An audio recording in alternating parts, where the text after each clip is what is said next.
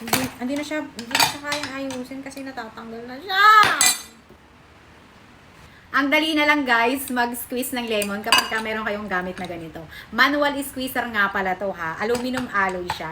So, napakadali na lang mag-squeeze ng mga lemon natin. Kung mahilig tayong maggawa ng juice, ganito hihiwain mo lang yung lemon, tapos ipapasok mo lang siya dyan. And then, squeeze mo lang siya din ng medyo may pagka-need pressure. Magtatalsikan yung mga juice nito. Pwede ito kahit sa mga apple, yung pearl, kalamansi, pwede din siya may. Kung gusto mo kunin talaga yung yung pure na juice lang talaga yung gusto mo na ayaw mo siyang i-blend.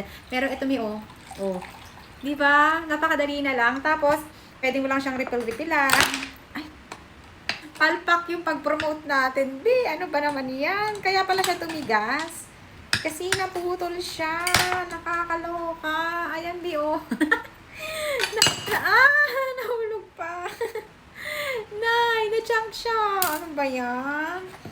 Pasaway naman to. Palpak yung promotional ko. Ganda na sana ng promotion ko, Bi, oh. Matagal ko na itong ginagamit, eh. Ano ba yan? Ngayon para sira. Naputol! Nakakaloka. Ang dami ko pa naman i-squeeze na lemon, oh. Bad trip. Na-chunk dito, oh. Nasira. Pwede pa kaya itong ayusin. Wait lang, try natin ayusin.